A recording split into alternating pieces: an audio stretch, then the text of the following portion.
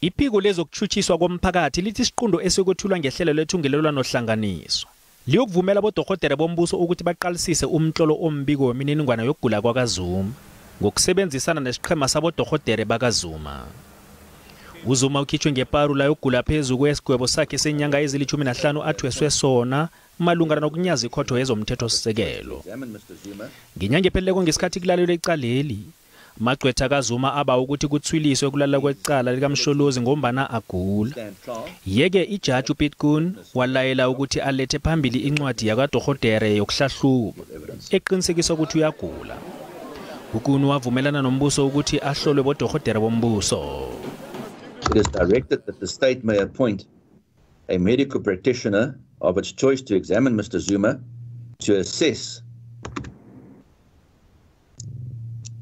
his ability to stand trial, and for that witness or that doctor then to be a witness if necessary to give evidence.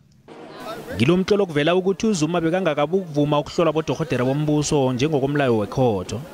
Izazi zomthetho zithi angaqalana nokhunye ukutshwinywa kodwa ikhotho nejaji eliphethe icala abanegama lokugcina.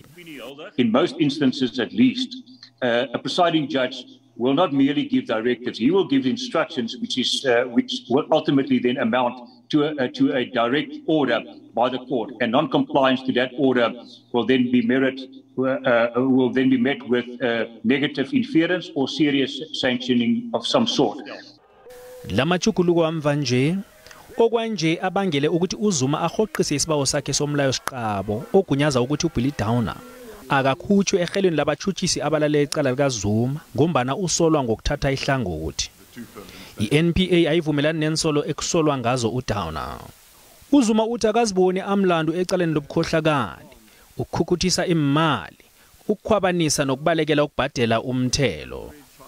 Usolwa ngokwamukela imali yokufunjathiswa eyayivela ekhampanini yeFrance iThales. Kobanyana iSouth Africa itlikite isivumelwano semali ebalwa ngamabhiliyoni wamaranda okuphasisa ukuthengiselana iinkhali ngeminyaka yabo-1990s. iThales nayo ithi nayo ayiziboni umlando.